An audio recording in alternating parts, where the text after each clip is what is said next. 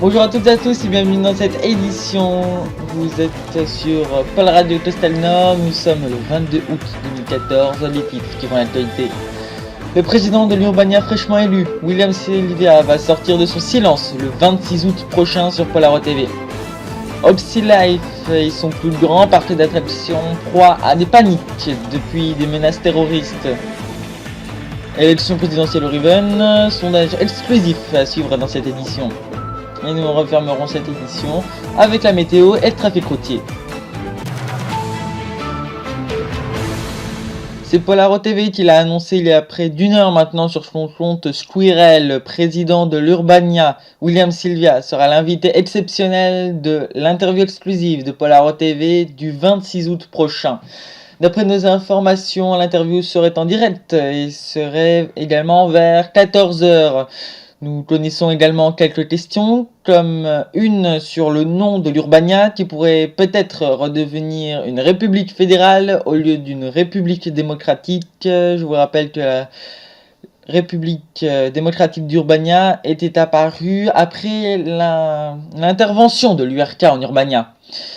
Il pourrait également y avoir une autre question, ça serait au sujet de la vision du président, savoir s'il voit plus l'URK comme un parti politique ou comme des terroristes. En tout cas, rendez-vous le 26 août prochain sur Polaro TV et nous en reparlerons sûrement d'ici là. On l'a appris en fin de journée, une alerte terrorisme a été déclenchée à l'aéroport d'Osaka Sud qui dessert notamment Val Nordic. Justement, Val Nordic où se trouve le plus grand parc d'attractions d'Oxylife, le Futura Park, et c'est quelques 6,3 millions de visiteurs par an. La panique se fait sentir sur place. Le parc est fermé avec pour seul message des autorités, je cite, « Les visiteurs du parc sont priés de rester dans leurs hôtels et de préparer leurs valises en cas d'attaque. » Un message pas très rassurant, effectivement. Nous ne savons pas si les visiteurs seront remboursés pour ce jour inutilisable ou encore nous ne savons pas si le parc pourra rouvrir demain.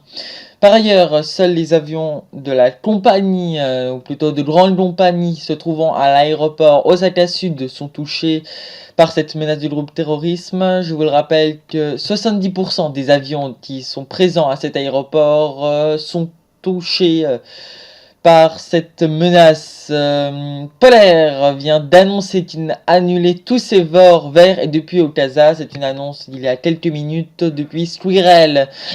À l'origine de ces craintes terroristes, hier soir vers 22h30, des panneaux publicitaires ont été piranés déjà sur l'Okasa Square dans la capitale oxylifienne, puis à Usve, une ville à la frontière avec le Lancaster au nord du pays, et enfin à Larsalet dans le sud.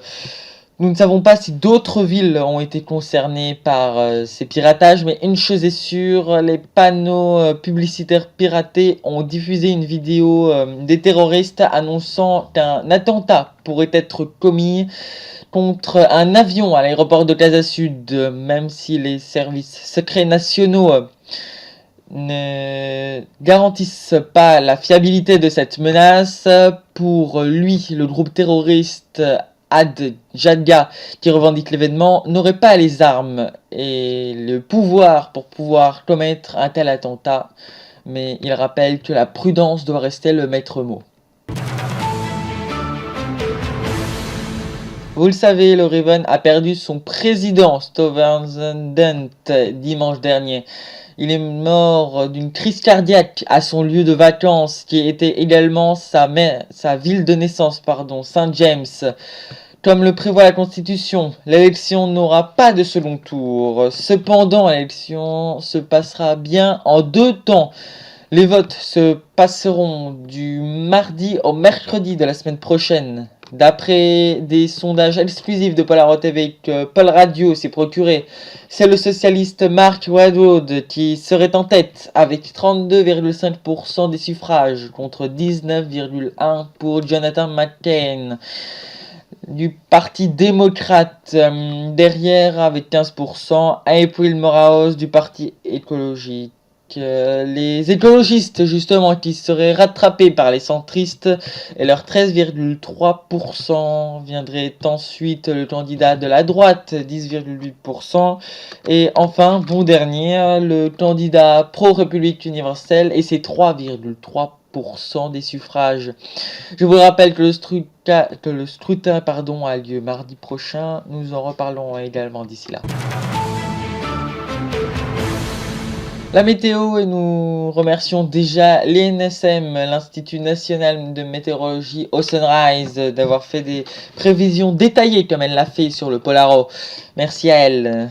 Justement, la météo avec de la pluie sur toute la façade de la baie d'Ancor ainsi que dans le Noé.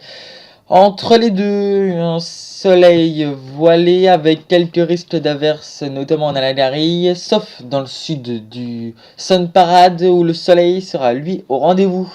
Les températures fraîches pour la saison sont dans le sud du pays avec 28 degrés comme maximal à Maneille. Ailleurs, 21 degrés à Huaro et Verbania, 22 à Monos-sur-Berge, Nélis et Saint-Michel, 27 à Dijon, 23 à Galax, comme à Appara. Si vous voulez avoir des prévisions plus précises, je vous invite à aller sur le topic de l'INMS. La route est de faible perturbation sur la 36 de Nater à Galax, sur la 1 de Galax à Eurasia, sur la 6 de Aigues-Marines à la Costale et sur la 7 de Saint-Laurent à Casales. Sinon, des embouteillages habituels à l'entrée des grandes villes. A noter cependant que vous mettrez un quart d'heure de plus pour aller de la porte lancasterienne à l'entrée de Waltembourg.